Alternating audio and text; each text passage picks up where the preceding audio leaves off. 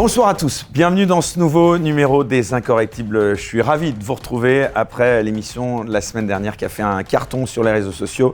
Je recevais Saïm Laibi et cette émission a fait beaucoup parler. Alors donc merci à vous tous, merci surtout aussi à nos contributeurs sur Player, donc nos contributeurs à la chaîne Les Incorrectibles Plus, puisque c'est uniquement, et je ne cesse de le répéter chaque semaine, grâce à vous que nous pouvons vous proposer ces émissions inédites chaque semaine. Alors, une fois n'est pas coutume, cette semaine, je reçois une femme. Oui, beaucoup s'en sont un peu émus, qu'il y avait beaucoup trop d'hommes invités dans Les Incorrectibles, donc il fallait remédier à ça, mais c'est surtout que j'ai un peu de mal à trouver des femmes incorrectibles, je le confesse. Alors j'espère me tromper, donc je vous encourage tous à me proposer des noms si vous avez des candidates à me proposer pour venir sur cette banquette orange.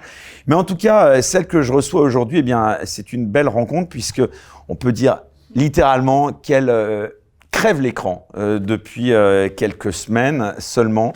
Aussi bien l'écran en télévision, puisque vous avez dû la remarquer sur CNews dans des joutes mémorables, aussi bien, donc je le disais, sur les médias mainstream, ce qui est assez rare d'ailleurs pour être remarqué, que sur les médias dits alternatifs, comme justement le nôtre ou bien quelques autres qui sont néanmoins amis. Donc on est ravis de la recevoir. Elle est directrice générale d'un collectif qui s'appelle Nemesis. Elle est jeune, elle est intelligente, elle est belle, est-ce que je peux le dire quand même? Oui, on a le droit. Voilà, on a encore le droit et elle est féministe. C'est ça. Qui n'est pas forcément toujours compatible avec ce que je viens de dire. Excusez-moi, je dis ça un peu ironiquement, mais en tout cas... Elles sont parfois susceptibles, mais je ne le suis pas. Voilà, donc là, on va me taxer encore d'être anti-féministe en disant ça, mais j'assume. Bonjour Alice Cordier. Bonjour Eric. Merci beaucoup d'avoir accepté notre invitation. Alors je le disais, vraiment une belle rencontre récente puisque on avait eu l'occasion de se croiser dans le passé un petit peu, mais on s'est vraiment parlé depuis quelques semaines. Et puis vous avez, je le disais encore une fois, crevé l'écran aussi bien sur CNews que dans Bistro Liberté, où je n'ai pas cessé de recevoir des messages suite à votre intervention et à celle, il faut le rappeler aussi, de Pauline Condomine de Livre Noir suite à cette enquête qui a fait beaucoup parler. Alors, chère Alice Cordier, il y a une tradition dans cette émission, puisque c'est une première pour vous et donc pour moi. Dans une première partie, on parle de l'invité, puis dans une deuxième partie, dans une seconde partie plutôt, puisqu'il n'y a pas de troisième partie, nous parlons de l'actualité, aussi bien de l'invité que de l'actualité en général. Alors, je vous propose de parler donc dans cette première partie de vous et de votre engagement pour permettre donc à ceux qui ne vous connaissent pas, de mieux vous connaître. D'abord, vous êtes jeune, vous me dites si je me trompe, vous avez 25 ans, je crois. Alors, j'aimerais rester bloqué à 25, mais j'ai 25 plus 1. Mais ça me va très bien. Saloperie de Wikipédia. Oui, il y a eu quelques erreurs que je ne veux pas faire changer. Voilà, que vous ne voulez pas faire changer. Il y en a d'autres sur Wikipédia sur lesquels je me passerai bien. Mais le 25 ans, je suis assez heureuse qu'il soit Et donc, resté. vous êtes d'extrême gauche. Non, celle-là, je ne l'ai pas vue. Celle-là, c'est étonnant d'ailleurs. On ne voit pas. Non, mais d'ailleurs, je suis qu'à moitié ironique parce que c'est tout de suite extrême droite, extrême droite, extrême droite. Alors ça, vous avez le catalogue, vous êtes sur tous les sites. Quand on parle de vous, vous êtes l'affreuse facho. Et en plus, ce qui est assez rare pour une femme, puisqu'on entend plutôt ce qualificatif pour des hommes. Alors maintenant, il commence à... Là aussi, il y a une égalité homme-femme. Il faut Alors, il y a même une série qui est sortie il n'y a pas très longtemps, mettant en avant une femme qui était utilisée par l'extrême droite pour faire passer... Alors, dans la série, c'est sur le port d'armes. Donc, certains pensent que c'est moi, la personne véhiculée. Incroyable. Donc, du coup, il n'y a jamais d'erreur dans l'autre sens. Voilà. Bon, en tout cas, vous avez donc, allez, on peut encore le dire, jusqu'à 30 ans, on va dire. Vous avez 26 ans, donc vous avez la sensation d'être une jeune comme les autres, Alice Cordier?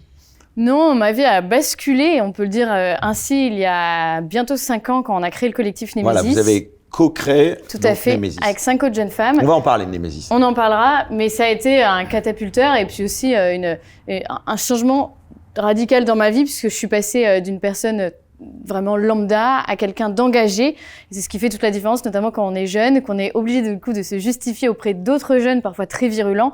On sait que entre 20 et 30 ans, on a parfois des jeunes qui sont assez extrémistes aussi et qui nous interpellent de façon assez virulente, ce qui n'est moins le cas, je trouve, de personnes un petit peu plus âgées et du coup habituées au sens du débat. Donc ce qui est dur à mon âge, c'est justement d'être jeune, d'être engagé, donc d'avoir des positions assez claires sur un certain nombre de sujets dont on reviendra, et de devoir aussi justifier auprès d'une jeunesse qui n'est pas Quel forcément... regard justement vous portez sur la jeunesse d'aujourd'hui ? C'est une jeunesse qui s'engage, mais je crois que ça a toujours été le propre de la jeunesse, et c'est ce qui est beau aussi. On l'a vu avec mai 68, on l'a vu sur des périodes précédentes. Mais j'ai l'impression qu'il y a aussi une jeunesse de droite qui se lève énormément et qui prend le contre-pied, qui souhaite un retour à peut-être moins d'émotions et un petit peu plus de réel. Moi, c'est la vraie distinction que je mets quand on me demande de définir la droite ou la gauche. Pour moi, la gauche, c'est beaucoup d'émotions et la droite, plutôt du réel, en tout cas de l'impression ou de la raison, de comment moi je l'interprète. Et j'ai l'impression qu'en effet, il y a de plus en plus de jeunes qui sont dans une quête de bon sens, de retour à la réalité, après avoir été dans l'émotion, une on autre se quête. souvient tous, bon, vous n'avez pas connu cette joute-là, il y avait eu entre Mitterrand et Giscard qui disaient « vous n'avez pas le monopole du cœur », puisqu'en effet, la gauche a toujours voulu revendiquer cette sorte de monopole de l'émotion, de la compassion, alors que ça n'a absolument rien à voir. On peut être un gros connard et être de gauche. Puis on l'a situé ailleurs, en fait. C'est-à-dire que aujourd'hui, il y a eu un exemple tellement parlant aujourd'hui, c'est la question de la GPA, et on en parle puisque cette semaine, il y a quelques jours, Marion Maréchal a fait un énorme buzz sur Twitter justement en questionnant sur la question de la GPA. Les gauches vont avoir de la compassion pour le couple qui a adopté sous GPA un enfant, et la droite va avoir de la compassion pour la mère qui va être en fait finalement un objet de commerce de couple. Donc, en fait, on n'a pas la compassion pour les mêmes. Voilà. On n'a pas la compassion pour les mêmes, ou du moins on va aller voir plus loin que la compassion de surface que moi j'assimile plutôt à la gauche. En effet, la gauche va être dans la compassion de surface de c'est un couple qui a envie d'avoir des enfants, qui ne peut pas en faire et donc qui va passer par la GPA, et donc on va s'arrêter au désir qui justifierait en fait après, tout. Je dirais on pourrait avoir presque de la compassion pour les deux. On pourrait avoir de la compassion tous les deux, mais est-ce que le désir doit mener à toutes les dérives? Je ne suis pas sûre. Et j'ai l'impression qu'au sein de la gauche, on s'arrête à juste la notion de désir qui justifierait ensuite tous les changements. Sans trahir quoi que ce soit, vous avez un pseudo, ça on peut le dire. Tout à fait, ça on peut le dire, j'ai un pseudo. C'est pas votre vrai nom? Non, c'est pas mon vrai nom. Pourquoi? Dans un but de protection de ma famille, justement, qui n'est pas responsable de mon engagement.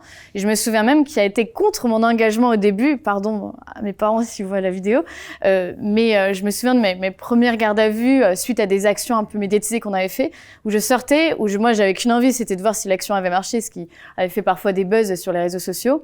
Et je me souviens d'appels de mon père, mais qui m'insultait en expliquant que j'étais la honte de la famille, puisque personne jusqu'ici n'avait de problème avec la police ou avec les institutions judiciaires. Donc je viens d'une famille avec une mentalité peut-être un peu bourgeoise, mais qui en même temps m'a transmis tellement d'amour de mon pays, tellement d'amour, mais aussi de mon prochain. Très rapidement, j'ai été engagée dans des associations auprès de SDF, par exemple, avant de m'engager plus sur des choses métapolitiques comme aujourd'hui. Mais ça, c'est parce que mes parents m'ont appris vraiment à me donner aussi aux autres, à me mettre au service d'une communauté large, à savoir de la communauté nationale. Eux n'avaient pas prévu que ça partirait sur de l'idéologie plus politique, mais vraiment, c'est eux qui m'ont appris ça, donc je leur en suis éternellement reconnaissante. Est-ce que vous en voulez à ceux qu'on surnomme les boomers aujourd'hui? Un petit peu.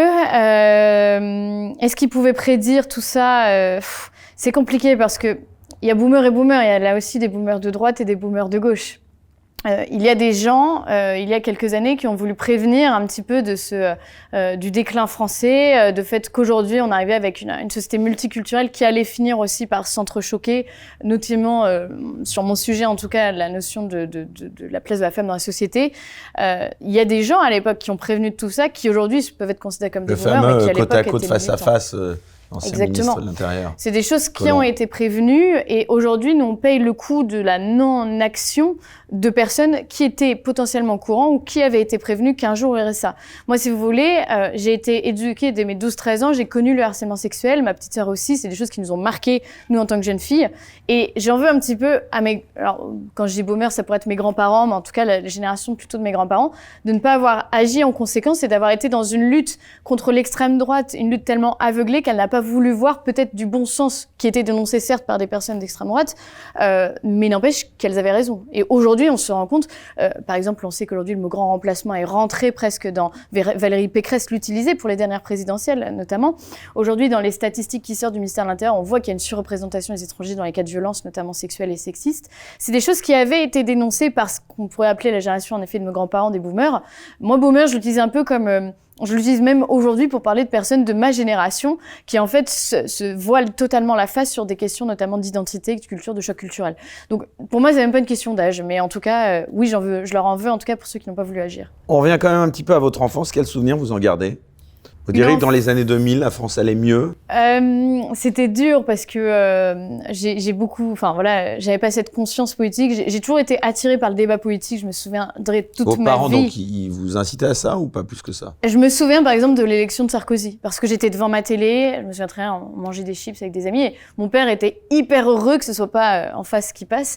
Et je me souviens très bien c'est vraiment, on n'a pas une culture politique ni militante, mais on a une culture du débat, en tout cas, et du suivi de l'actualité et de la politique qui m'a assez formée aussi pour l'avenir. Donc voilà. On revient à ce harcèlement dont vous avez juste parlé il y a un instant. C'était à l'école, donc harcèlement sexuel C'était plutôt dans l'espace public quand on rentrait de l'école, sur le chemin. Alors j'habitais à Orléans à ce moment-là, j'étais en 6e et sur le chemin, en effet, plusieurs fois, je me faisais alpaguer. J'étais obligée de passer par une rue qui s'appelle la rue des Carmes. Ceux qui habitent à Orléans la connaissent très bien, justement pour son trafic de stupéfiants et pour son insécurité. Oui, donc c'est ça, vous veniez d'Orléans, c'est ça? Oui, alors j'y suis arrivée pour ma 6e en fait, très exactement, pour toute la période collège-lycée. Et donc en effet, oui, à ce moment-là, j'ai vu vraiment... j'ai ressenti le fait d'être considérée comme un bout de viande par des hommes de l'âge de mon père. Et ça a été le début d'une ouverture d'esprit sur ces questions-là et de me dire, mais est-ce que c'est normal? Est-ce qu'il n'y a pas un problème? Et dans ma famille, là aussi un petit peu bourgeoise, en fait, on m'a reproché le fait que j'étais peut-être provocatrice dans la rue, ce qui aurait pu mener à mon harcèlement. C'est-à-dire que mes parents n'étaient tellement pas au fait de ces questions-là, d'insécurité qui commençaient à arriver dans le pays, mais dont on parlait un petit peu moins, que le problème, c'était vraiment les femmes et non pas les individus dans la rue.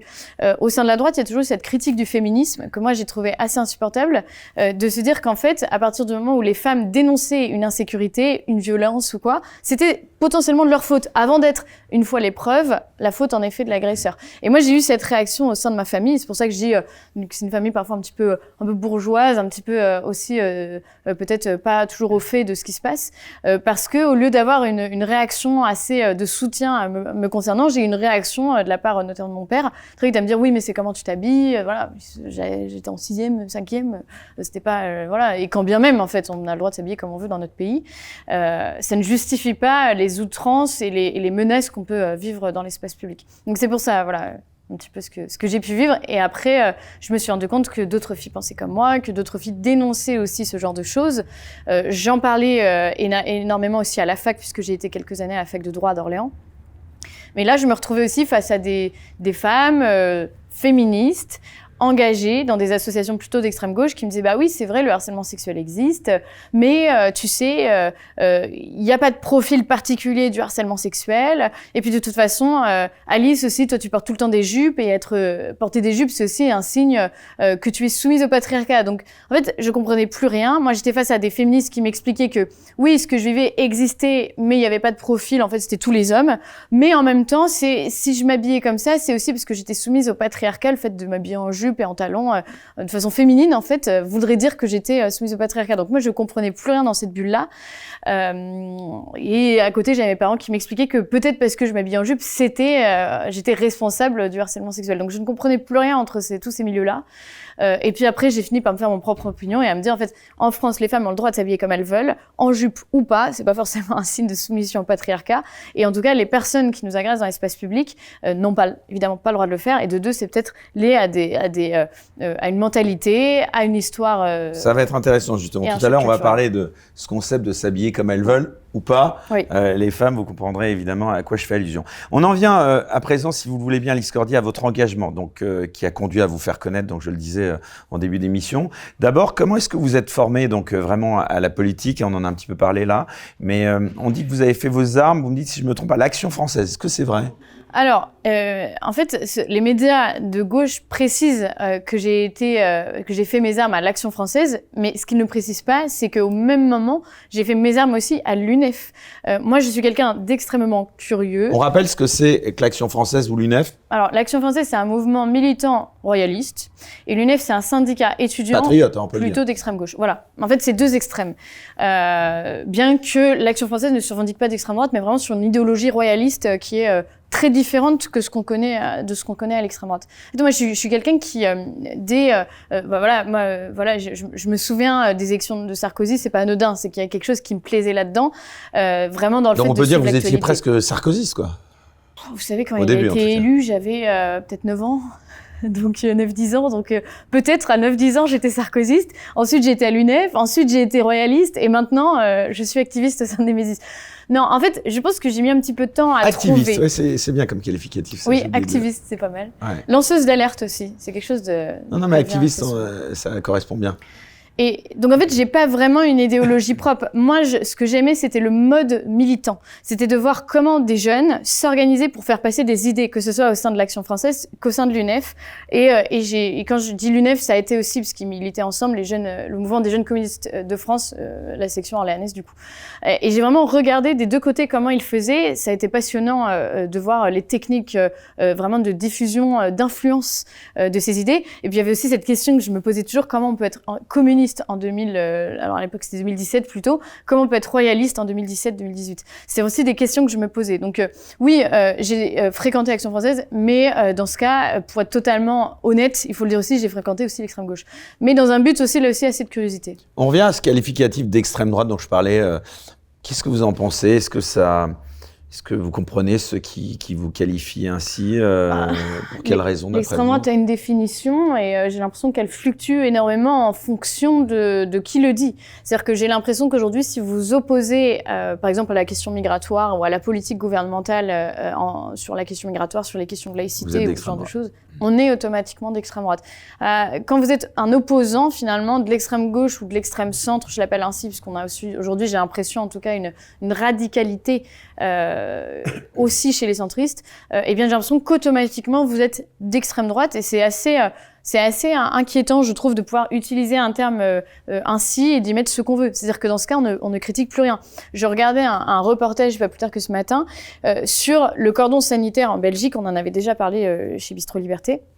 Mais vraiment, où un jeune de mon âge expliquait comme quoi il était très important de ne pas donner la parole à l'extrême droite parce que l'extrême droite est raciste, parce que l'extrême droite est homophobe, parce que l'extrême droite est ceci, cela, etc. Mais c'est-à-dire que moi, demain, je m'oppose à la gestation pour autrui, je suis d'extrême droite.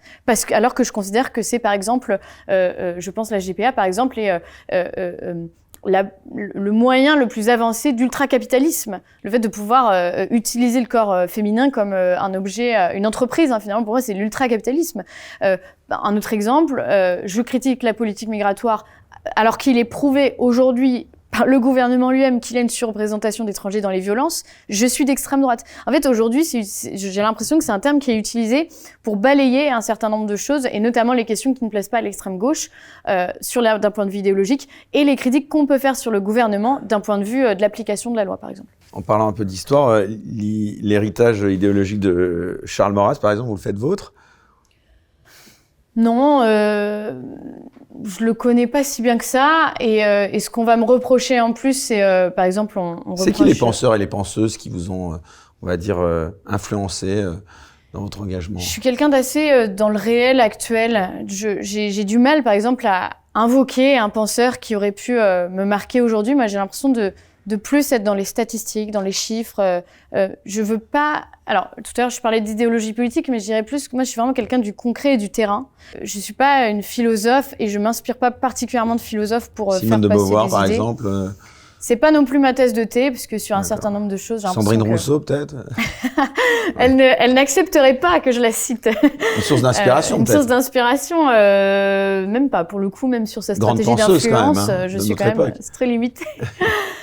Aujourd'hui, j'ai pas vraiment... moi, vraiment, j'ai trouvé mon inspiration militante dans les mouvements d'extrême gauche, pour le coup, et leur façon d'influencer la société.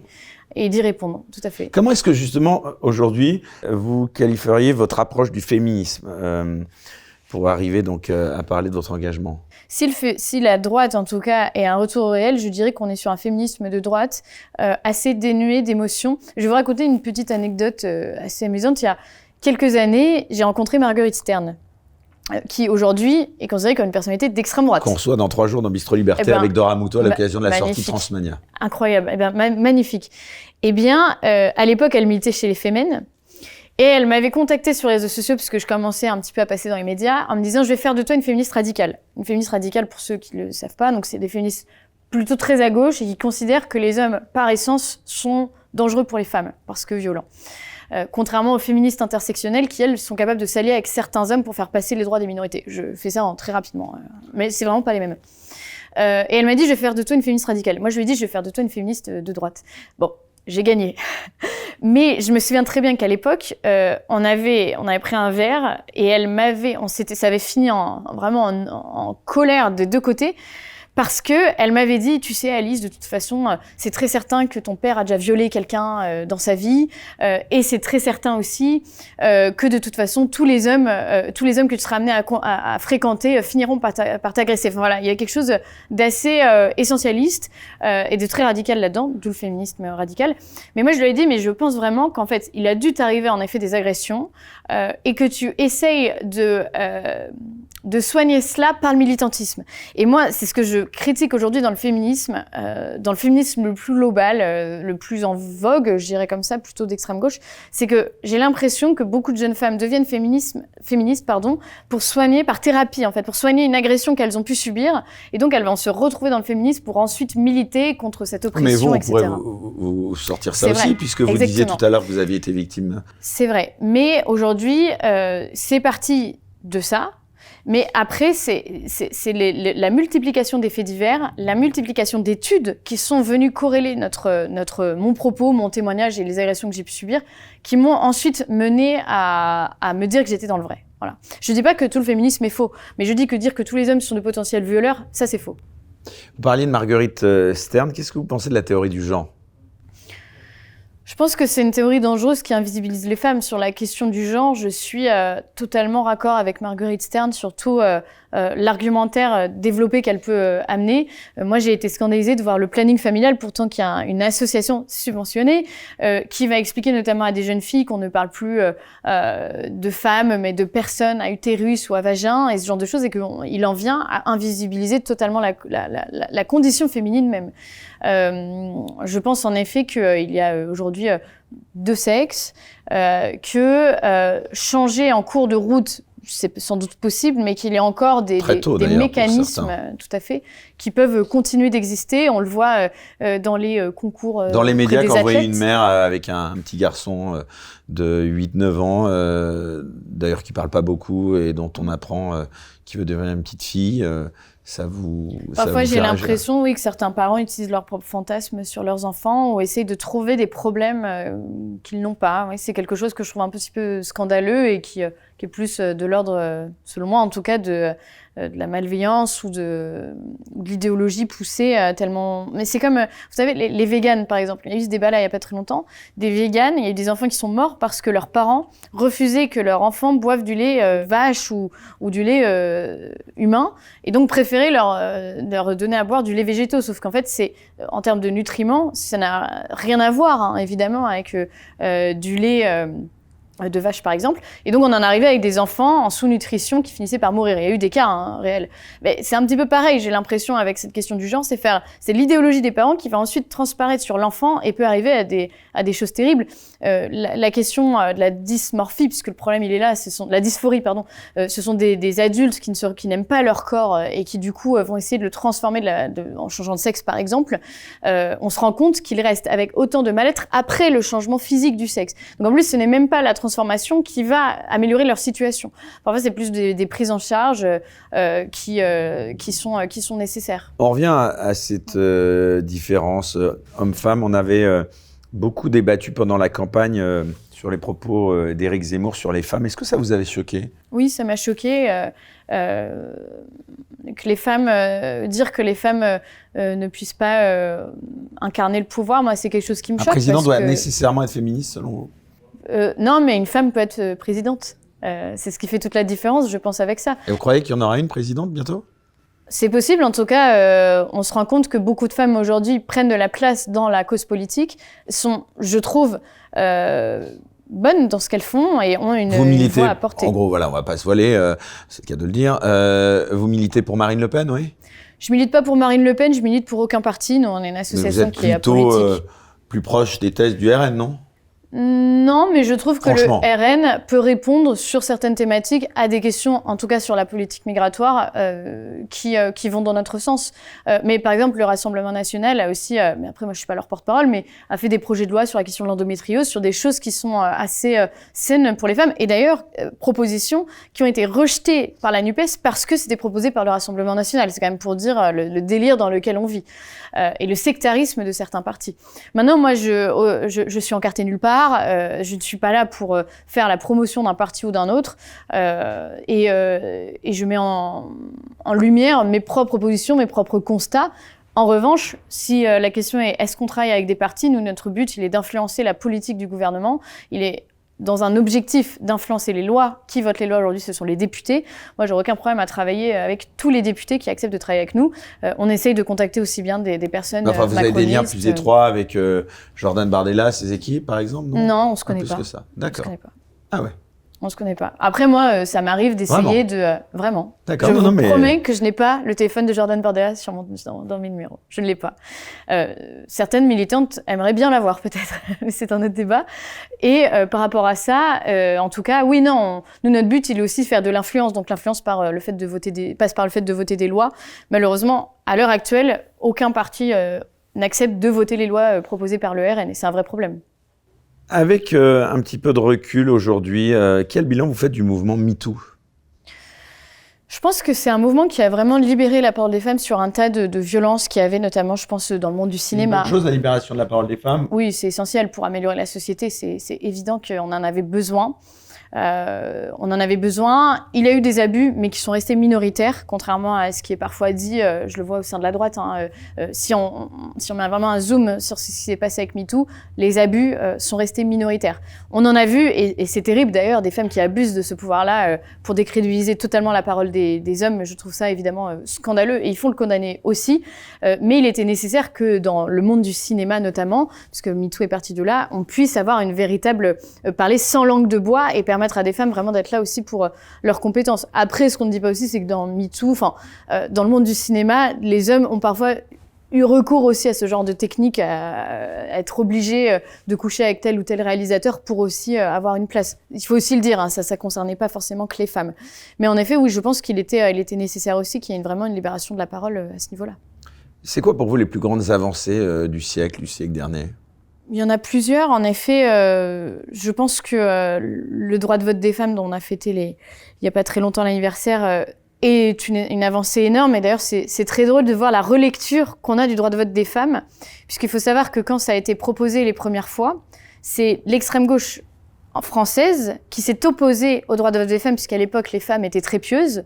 Et donc, ça aurait fait basculer le vote d'un côté plutôt conservateur, et donc c'est l'extrême gauche à l'époque qui s'est opposée au droit de vote des femmes sur les premières propositions. Et il y a un certain nombre de féministes plutôt chrétiennes, donc Marguerite de Witt par exemple, pour ne citer qu'elle, qui organisaient des votes factices dans Paris pour inciter justement au droit de vote des femmes. C'est pour ça que ça m'amuse beaucoup quand on voit l'extrême gauche revendiquer le fait qu'ils auraient vraiment, qu'ils seraient les uniques porteurs de la voix des femmes, parce que c'est faux. Sur un certain nombre d'avancées de ce type, ce n'est pas... c'est la droite aussi qui a fait avancer les droits des femmes. Donc oui, je pense que le droit de vote est quelque chose d'essentiel et a vraiment inscrit une égalité profonde aussi dans le débat public. Et pour parler de choses plus contemporaines, moi j'ai l'impression qu'il y a une avancée récemment qui... Vous alliez me dire la pilule ou... Oui. Alors, le problème de la pilule, si vous voulez, oui, c'était une libération, mais mal faite, parce qu'aujourd'hui, la pilule, on se rend compte qu'elle est bourrée. En fait, les industries, notamment les grosses industries, ont repris ces modes de contraception en voyant que le contrôle des corps était aussi quelque chose de financièrement intéressant. Moi, la pilule, je l'aurais dit si elle n'était pas aussi mal composée et si elle n'avait pas un impact sur la santé des femmes, mais qui est catastrophique. Donc oui, j'aurais dit les moyens de contraception s'ils étaient bien faits. Quand bien même ils seraient bien maîtrisés aujourd'hui. Aujourd'hui, les moyens de contraception féminins sont soit extrêmement douloureux, soit extrêmement mal composés, ce qui mène à empoisonner les femmes plus qu'autre chose. Je suis pas contre la contraception en tant que telle, évidemment, qu'on s'entende bien. Mais la contraception masculine est quand même moins dangereuse. Donc non, pour moi, la pilule, telle qu'elle a été pratiquée, en tout cas, à savoir avec composée d'une façon infecte, n'est pas forcément la meilleure avancée. C'est quoi votre position sur l'avortement ? Alors, au sein de l'association, on a une position... on n'a pas de position parce que au sein de l'association, on a un certain nombre de mouvances et on a décidé de se centrer nous uniquement sur la question des violences faites aux femmes, des violences notamment des viols de prédation, des violences du harcèlement sexuel, etc. Plutôt que de s'éparpiller et de proposer tout un programme. Moi, comme je vous le dis, on a une association qui est très centrée sur la question vraiment violence. Pourquoi ce débat, sur l'avortement, pourquoi il est si tabou ? Il n'est pas tabou au sein de l'association ou dans d'autres au sein de la société, mais juste pour nous, on a décidé de ne pas s'éparpiller sur ces questions-là. On n'est pas là pour proposer tout un programme féministe, on est là vraiment pour taper du poing sur une thématique et de bombarder que sur celle-là, à savoir la question des violences faites aux femmes. Donc nous, c'est pas une question auquel je vais répondre si vous cherchez à me faire parler. Bon, c'est une réponse. La PMA pour toutes, vous y étiez favorable ? La procréation médicalement assistée, c'est quelque chose qui peut être vu comme une avancée si elle ne menait pas naturellement vers la GPA. Si on veut l'égalité parfaite, la PMA rime avec gestation pour autrui. Donc là, c'est toujours la même grande question. Oui, à court terme, sur la question du désir, peut-être que la PMA serait une bonne chose. Sauf qu'en fait, derrière, elle va mener à la gestation pour autrui, dans un but d'égalité, là encore. Et c'est là où la question se pose. Donc, est-ce que l'égalité parfaite ne devient pas un frein aussi à l'épanouissement des femmes et n'est pas une façon aussi de manipuler à la fin le corps des femmes? C'est la question qu'on peut se poser. La gestation pour autrui, pourquoi moi je m'y oppose? C'est parce qu'aujourd'hui, on arrive à vraiment maîtriser le corps des femmes, à en faire vraiment une entreprise. Et ce sont toujours les femmes pauvres qui vont devoir servir des couples riches, pas toujours des couples homosexuels, parce qu'on a l'impression, dès qu'on parle de GPA, qu'on serait homophobe ou contre les droits LGBT. C'est pas vrai. Il y a, je sais pas, un certain nombre de stars, par exemple, qui ont recours à la gestation pour autrui, et c'est juste pour éviter en fait que le corps de leur femme visiblement move, et c'est quelque chose que je trouve assez grave de voir, on va faire appel à une dame de pays du tiers-monde ou d'Europe de l'Est pour faire porter mon enfant, qu'elle ne verra même pas. On sait pourtant que pendant la grossesse, il y a un certain lien qui se crée entre l'enfant et la mère. Et la mère porteuse, exactement. Et ensuite, on va venir chercher ça. Moi, si vous voulez, il y a des scènes qui m'ont rendu... je me dis, mais c'est quelle inhumanité on est arrivé lors de la guerre en Ukraine, où on voyait tous ces couples payer des entreprises de sécurité pour aller récupérer l'enfant qu'ils avaient eu par GPA et laisser la mère porteuse sous les bombes, et on récupérait l'enfant vite fait, bien fait, à la sortie des maternités, parce qu'il fallait surtout pas, mais on ramenait pas celle qui l'avait porté. Et si vous voulez, ce tri-là, moi, je trouve ça assez insupportable. Aujourd'hui, Alix Cordier, c'est laquelle la menace la plus, on va dire, importante pour les femmes, selon vous? Celle que moi je porte, en tout cas, c'est la question de l'insécurité dans l'espace public. Pourquoi? Vous allez jusqu'à faire un lien entre immigration et insécurité, ou je me trompe? C'est un lien qui est fait aussi par le ministère de l'Intérieur. Aujourd'hui, par exemple, dans les rues parisiennes, on sait que 63% des agressions sont le fait d'étrangers. Oui, il y a un lien réel dans toutes les statistiques qui aujourd'hui qu'on fait remonter de la part de la police. Là encore, statistique toute récente, 67% des viols sont le fait d'étrangers à Paris, par exemple, dans la rue. Donc c'est quelque chose qui est réel, qui existe et qui n'est pas... En fait, on va arriver à une nouvelle forme d'agression. Si vous voulez, nous ce qu'on va nous répondre, c'est que oui, mais la majorité... Qu'est-ce que vous répondez à ceux qui disent que vous exploitez des faits divers et que... Faites des amalgames. Quand des faits divers ont lieu plusieurs fois par jour dans plein de villes différentes de France avec des profils similaires, j'appelle ça plus un fait de société qu'un fait divers. Là, nous, ce qu'on nous reproche, c'est de nous dire oui, mais la majorité des viols, par exemple, sont faits par les proches. Déjà, ok, mais ça peut être chez des familles d'étrangers aussi. Je veux dire, il n'y a pas de... quand on dit proche, c'est pas forcément que des femmes françaises qui se font violer par des hommes français. Ça peut être des femmes étrangères qui se font violer par leurs proches, leur mari étranger. Enfin, voilà, déjà, c'est un argument qui ne tient pas la route. On parle pas de la même chose. Là, on parle pas, nous, de la proximité, on parle de la nationalité de l'individu. Première chose. Et deuxième chose, par rapport à ça, on voit que les viols de prédation sont en constante augmentation. Ils augmentent de 3% presque tous les ans, en tout cas 2022 et 2023. C'est qu'un viol de prédation? Les viols de prédation, c'est les viols qui ont lieu dans l'espace public. Voilà, souvent par quelqu'un qu'on ne connaît pas. Et ces viols-là sont en augmentation, et on le voit dans la rubrique faits divers, que moi j'appelle faits de société, mais qui sont considérés comme des faits divers, que ce sont des viols qui arrivent de plus en plus, qui mettent en avant des personnes étrangères, parfois en situation irrégulière, parfois sous OQTF, mais c'est très fréquemment par des... Vous avez des chiffres justement concernant ce lien entre immigration et violences faites aux femmes que vous dénoncez? Bien sûr, alors j'en ai deux qui sont majoritaires, on va dire, mais qu'on retrouve dans les autres pays frontaliers à la France qui ont une politique migratoire commune. On sait que 20% des agressions sexuelles sur majeurs hors ménage sont le fait d'étrangers en France, par exemple. On sait par exemple que 62% des agressions sexuelles en Île-de-France dans les transports sont le fait d'étrangers l'étranger, ça pareil, ce sont des choses qui ne bougent pas. Et si vous voulez, on retrouve ces chiffres-là en Allemagne, en Italie, en Suède aussi, même, ils sont même bien supérieurs à ça. Et en Allemagne, où les chiffres sont plus précis, parce que je rappelle qu'en France, nous, tous les chiffres qu'on a, ce sont des statistiques de nationalité. Ça ne prend pas en compte les personnes d'origine étrangère, ça prend en compte les personnes qui ont une nationalité étrangère. Ça ne parle pas de l'ethnie. Voilà, exactement. Mais par exemple, on peut prendre l'exemple de l'Allemagne, où là, on parle vraiment des Afghans, par exemple, naturalisés ou pas. On sait que dans les viols collectifs, donc à plusieurs sur une personne, sur une femme souvent, eh bien les Afghans sont 3 à 4 fois plus représentés que des Allemands dits de souche. Voilà. Ce sont des choses qui s'expliquent assez bien. Moi, ce que je reproche, vous me posez la question tout à l'heure des boomers. Moi, j'ai vraiment vécu à la kermesse, on nous faisait danser sur du Yannick Noah, le côté citoyen du monde, on était biberonnés à ça hein, dès ma plus tendre enfance à l'école primaire. Mais moi, le côté citoyen du monde, je crois qu'il n'existe pas. Je pense qu'entre des Afghans et nous, il y a une vision de valeur et une vision de la femme qui est aux antipodes l'un de l'autre. Et je pense qu'il y a aujourd'hui une naïveté que je retrouve au sein de la gauche, mais pas que, de penser qu'en fait, on peut faire venir en France une masse d'étrangers. Aujourd'hui, l'immigration, illégale ou pas d'ailleurs, c'est quand même une majorité aussi d'hommes d'ailleurs, qui viennent avec leur propre culture, leurs propres us et coutumes, qui n'ont pas du tout la même vision de la femme que nous. On ne leur apprend pas forcément. Parlons concrètement, les Afghans, on va parler de l'islam forcément. C'est une menace pour vous, l'islam, pour les femmes ? Je pense que les personnes non assimilées qui pratiquent l'islam tel qu'il est pratiqué, par exemple en Afghanistan, oui, c'est une menace. Ça, c'est évident. Là-bas, on n'a pas du tout la même vision que nous.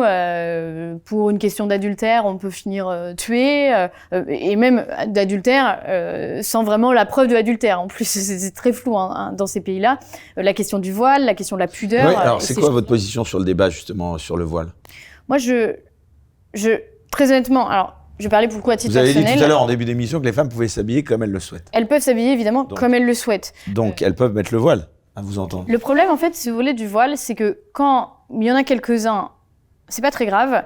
Quand on arrive dans certaines banlieues où toutes les femmes sont voilées, au point même que les femmes qui ne sont pas voilées sont obligées de se voiler pour être intégrées dans la communauté, c'est là où ça devient problématique.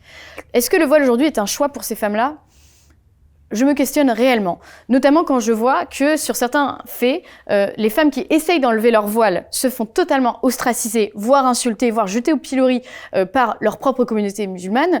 Quand je vois qu'il y a eu l'affaire Samara il n'y a pas très longtemps, des jeunes filles qui ne portent pas le voile peuvent se faire lyncher ou subir une pression de la part de la communauté pour la porter, parce que sinon, c'est-à-dire qu'elles sont impudiques, et donc que ce sont, pour parler vulgairement, des traînées, c'est comme ça hein, que c'est précisé. Et moi, je vais même vous dire, j'ai vu sur les réseaux sociaux également des personnes, des femmes voilées, qui ne comprenaient pas pourquoi elles se faisaient harceler dans la rue alors qu'elles étaient voilées, comme si le voile était censé apporter une sorte de virginité, excluant le fait qu'elles seraient plus pudique ou quoi. Si vous voulez, la question du voile, elle est compliquée, parce qu'à la fois, en effet, on a la liberté de se vêtir comme on le souhaite en France, de façon pudique ou pas.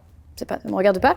Le problème, c'est que quand on en vient à vouloir imposer une façon de se vêtir, quand ces femmes qui sont censées être libres imposent aux autres femmes qui elles aussi ont une volonté de s'habiller comme elles le souhaitent, de se vêtir comme elles, c'est là où ça devient problématique, et c'est là où j'ai l'impression, en tout cas qu'en France, on voit un phénomène de plus en plus qui s'instaure par le biais aussi qu'il y a des communautés islamistes extrêmement fortes. Moi, je vois au sein de ma génération, la question notamment du port du voile est devenue une question identitaire, bien plus qu'à l'époque de nos grands-parents, par exemple.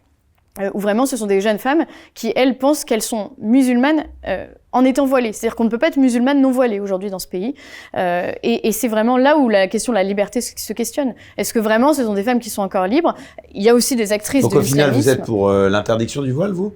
Je pense que quand il devient une obligation dans l'espace public, oui. Je pense que quand, dans certains quartiers, on est obligé de se voiler, oui. Et je pense qu'il y a des mécanismes idéologiques de la part de certains idéologues, on pense aux frères musulmans, qui ont vraiment théorisé et mis en application une idéologie islamiste.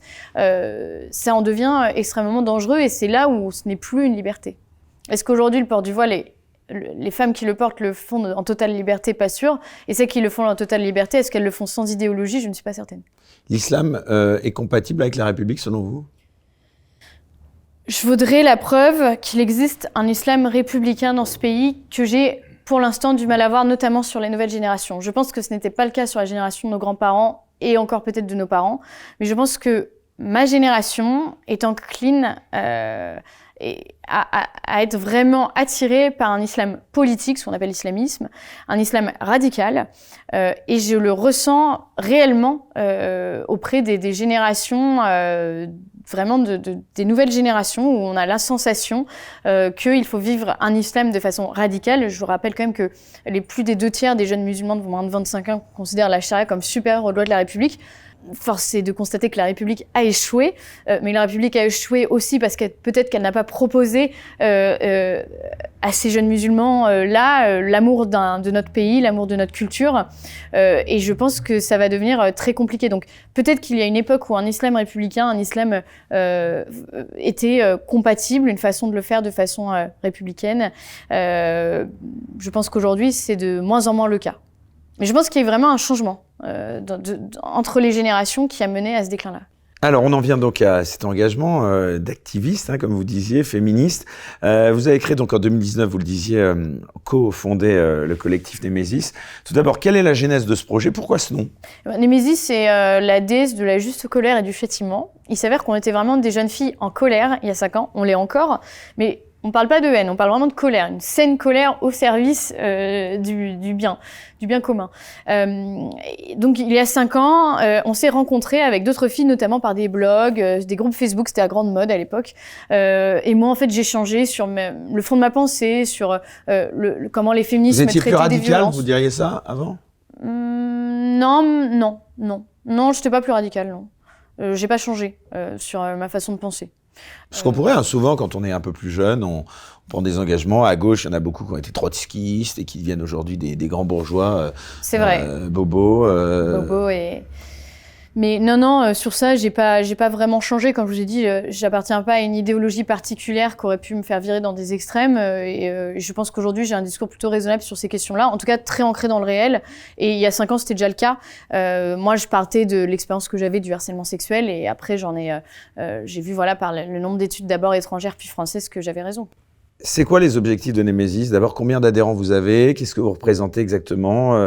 Il n'existait pas de mouvement de ce type avant la création de Némésis? On est 200 activistes féminines. Et après, il y a tout un tas de sympathisants qui noyotent autour de notre association.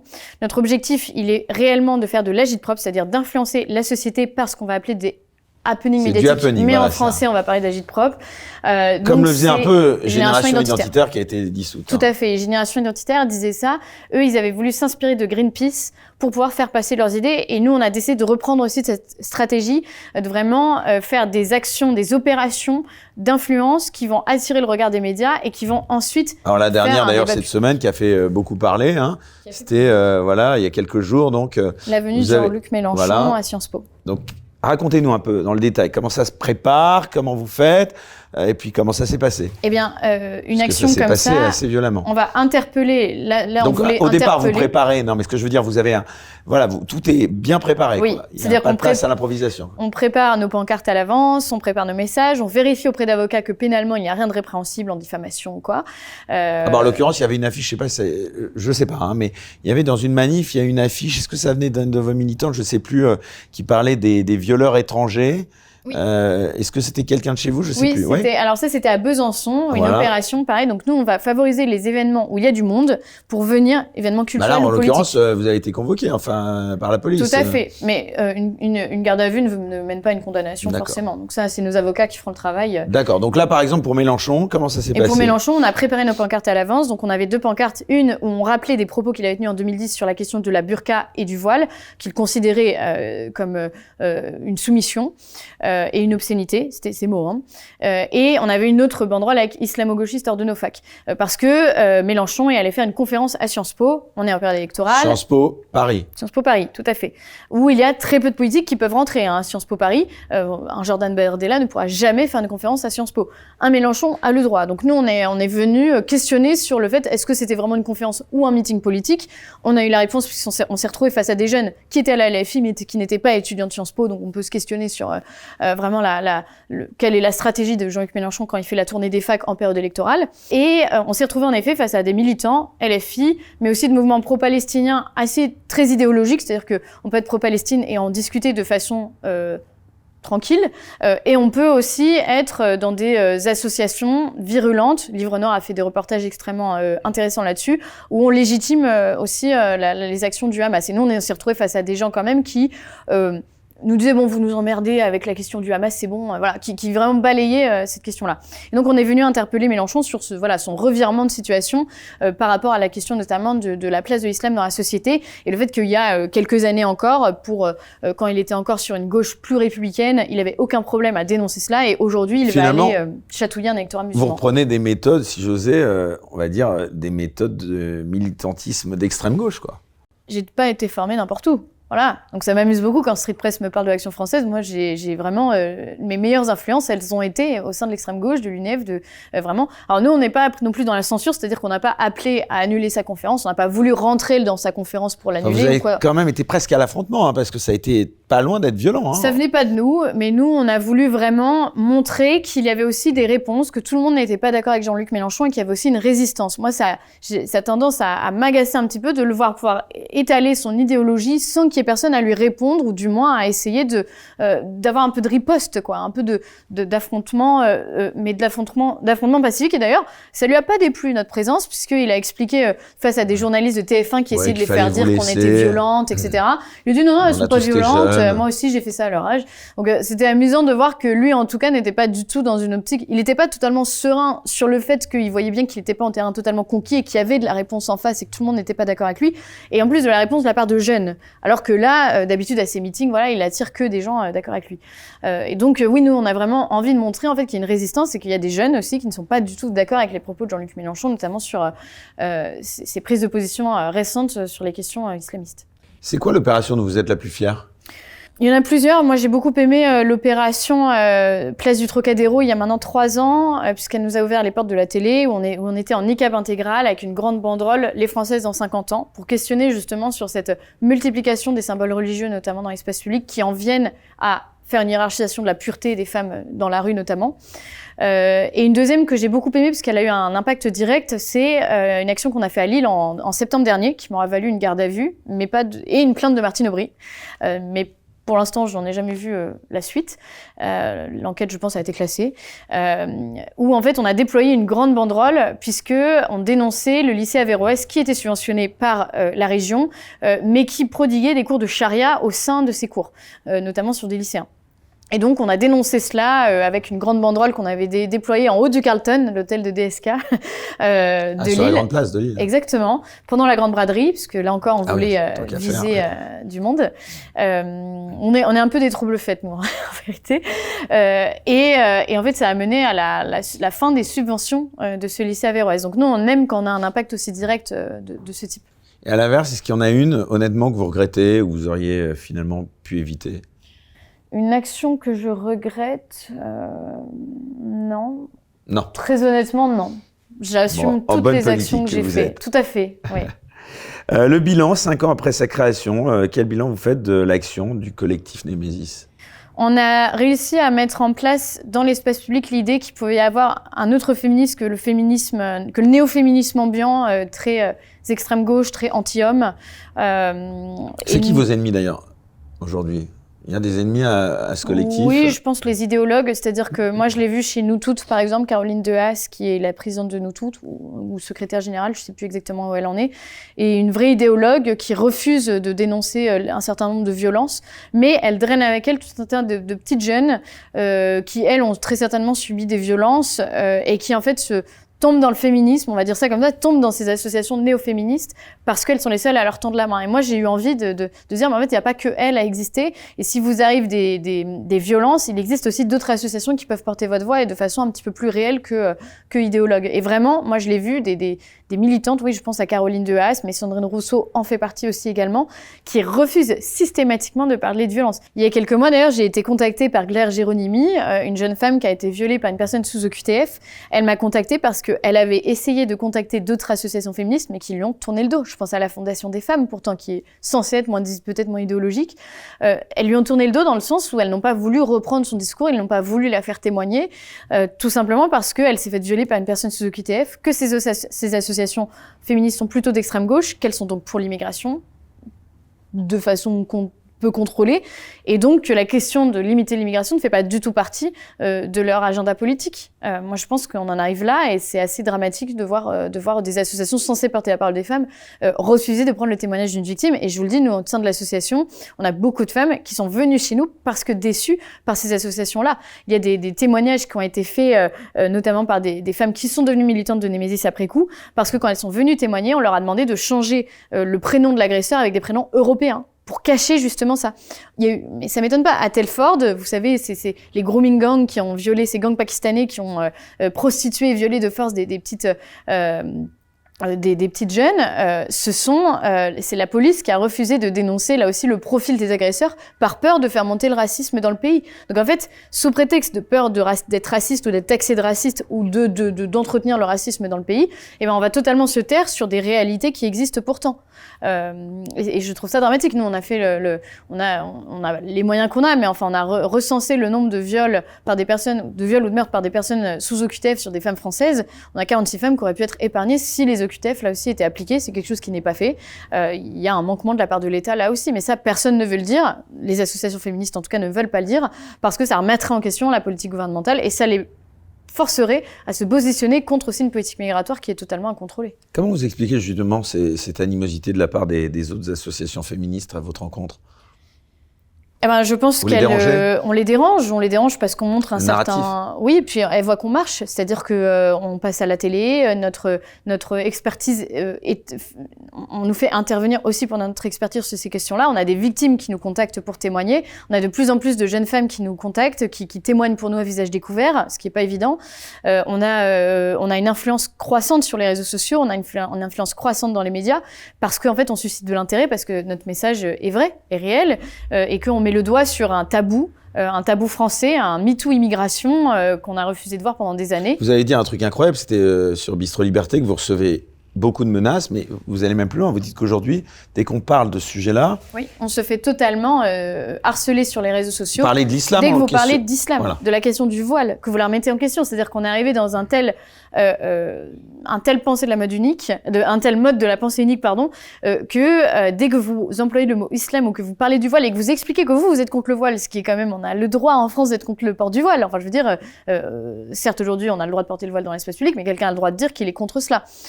Eh bien non, aujourd'hui, vous n'avez pas le droit de le dire. Moi, je me suis juste offusquée de voir le président de la République, lors de l'opération Place Nette à Marseille, posé à côté d'une enfant de 12 ans voilée. Je me suis pris une vague de harcèlement sans précédent pour ça.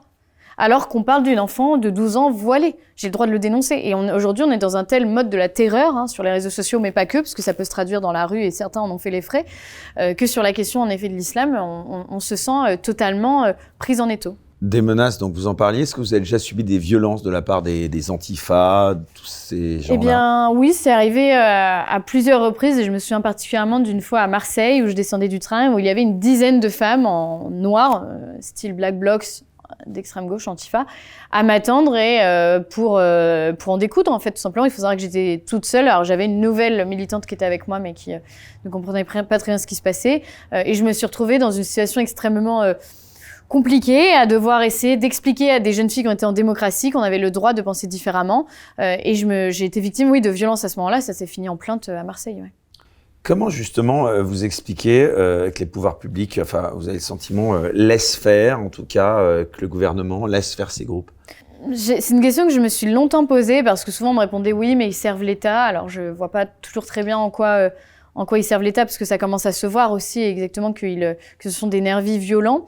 Mais Livre Noir en a montré, par exemple, il n'y a pas très longtemps, une preuve. C'est par exemple, je pense à à la Jeune Garde, qui est un mouvement qui parfois même est reçu à l'Assemblée nationale par la NUPES, en fait, qui servent aussi d'indic à la police. C'est-à-dire qu'ils vont eux-mêmes donner des informations sur des mouvements d'extrême droite, sur des liens peut-être entre politiques et militants à la police. Et c'est quelque chose qui a été prouvé, reconnu. Un de leurs leaders, en effet, était indique. Et du coup, peut-être que c'est à cause de ça que ces mouvements qui pourtant revendiquent un certain nombre de violences, je pense à Raphaël Arnaud, qui n'est pas en reste, ne sont toujours pas dissous. Alors que quand vous faites partie des mouvements de droite, on a l'impression que votre vie, votre existence juridique est très souvent mise en jeu. Je rappelais donc tout à l'heure, vous en parliez de cet épisode à Besançon, donc avec cette affiche.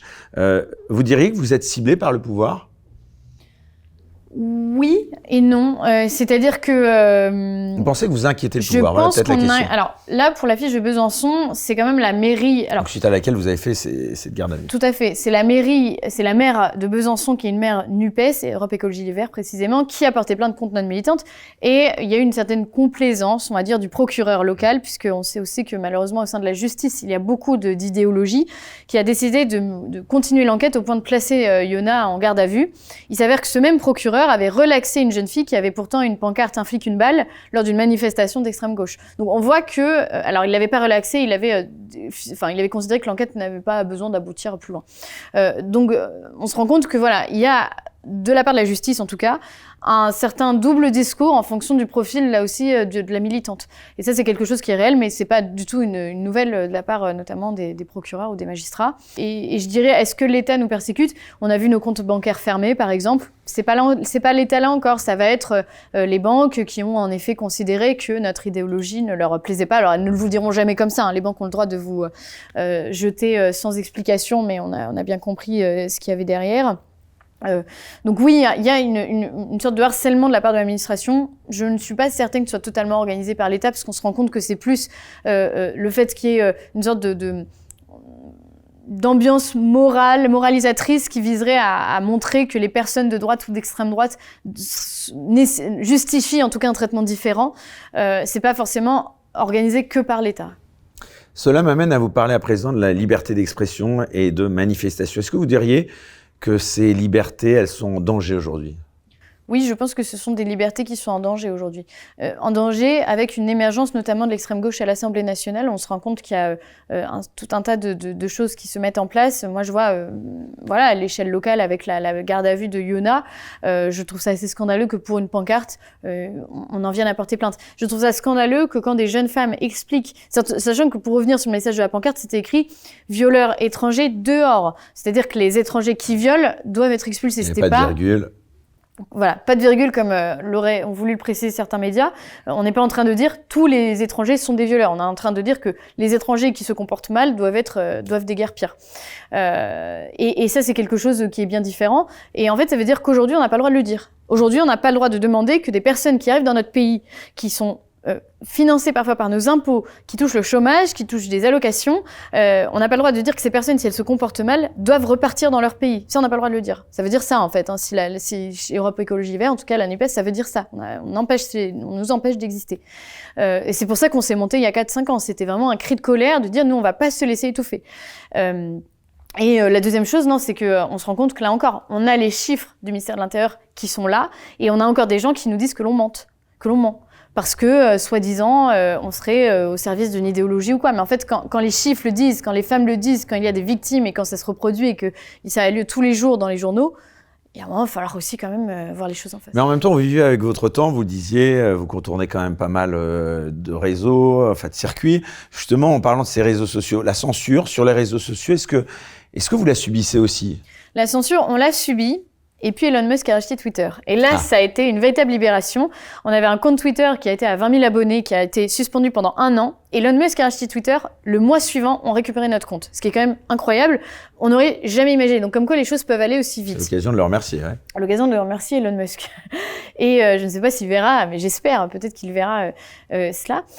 Et c'est assez hallucinant de voir en fait, oui, que aujourd'hui les choses peuvent se débloquer aussi assez facilement et avec on n'aurait jamais imaginé qu'une puissance aux États-Unis rachète Twitter et qu'on puisse retrouver une liberté de ton. Et réellement, je vous le dis, depuis que Elon Musk a racheté Twitter, Twitter n'est plus du tout le même que ce qu'on a connu il y a 3 ans. Aujourd'hui, c'est une plateforme où il est beaucoup plus simple de parler.